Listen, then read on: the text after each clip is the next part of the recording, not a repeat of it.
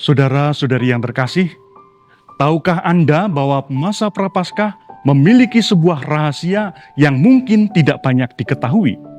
Banyak orang mengira Prapaskah hanyalah masa tobat dan puasa saja. Itu benar, tetapi bukan itu asal-usulnya.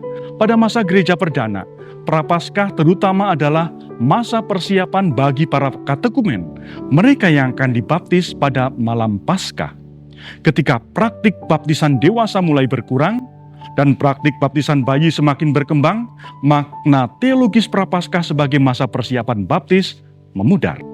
Sebagai gantinya, Prapaskah kemudian lebih ditekankan sebagai masa pertobatan bagi umat beriman yang sudah dibaptis. Konsili Vatikan II memulihkan kembali dimensi baptis ini untuk mengingatkan kita bahwa Prapaskah adalah musim semi iman, masa kelahiran baru dalam Kristus, yakni penebusan dosa yang kita terima melalui pembaptisan, serta masa pertobatan yang memulihkan kembali rahmat baptisan dalam hidup kita. Bayangkanlah hidup jemaat Kristiani pada masa penganiayaan oleh Kekaisaran Romawi. Menjadi orang yang dibaptis berarti bersedia mati demi iman. Waktu itu, menyembah kaisar adalah kewajiban, dan orang Kristen hanya menyembah Allah, tidak mau menyembah kaisar, sehingga kekristenan dianggap ilegal. Karena itu, menjadi Kristen dianggap sebagai sebuah kejahatan yang diancam hukuman mati.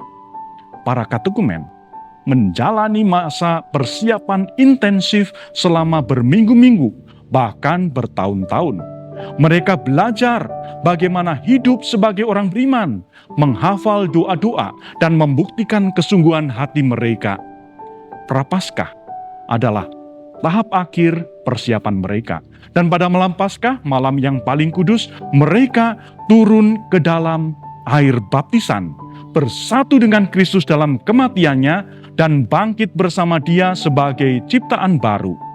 Lilin Paskah ini menjadi saksi atas cahaya iman pertama yang menyala dalam hidup mereka. Keberanian mereka yang luar biasa. Karena itu pembaptisan bagi mereka bukan sekedar ritual, itu adalah komitmen hidup dan mati. Tradisi ini masih hidup hingga hari ini. Di paroki-paroki di seluruh dunia, ada saudara-saudari kita yang sedang mempersiapkan diri untuk dibaptis pada malam Paskah nanti. Di paroki kita sendiri, pada malam Paskah nanti ada 21 orang saudara-saudari kita yang akan menerima pembaptisan.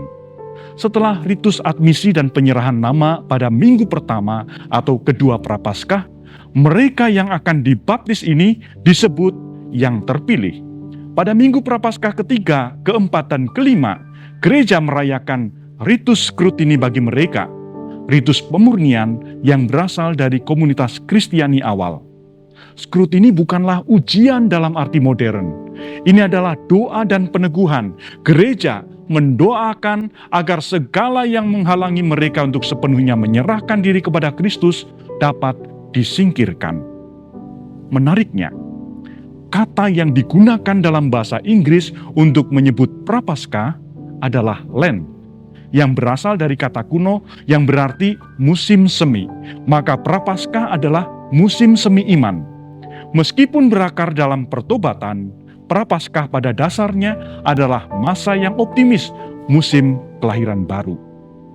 Bagi kita yang sudah dibaptis, Prapaskah adalah undangan untuk memperbaharui janji baptis. Pada malam Paskah nanti kita akan ditanya, apakah saudara menolak iblis?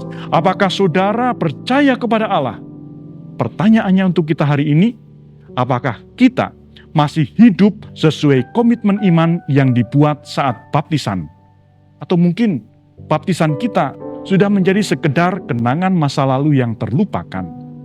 Prapaskah mengajak kita untuk menghidupkan kembali api baptisan kita. Minggu ini saya mengajak Anda melakukan satu hal sederhana namun penuh makna. Carilah tanggal baptisan Anda. Tanyakanlah kepada orang tua, hubungilah sekretariat paroki, atau periksalah dokumen keluarga. Ingatlah kembali hari kelahiran rohani Anda sebagai anak-anak Allah. Dan jangan lupa, doakanlah para katekumen yang akan dibaptis pada malam Paskah nanti. Mereka adalah saudara-saudari baru kita di dalam iman. Semoga Prapaskah ini menjadi musim semi iman bagi kita semua. Tuhan memberkati.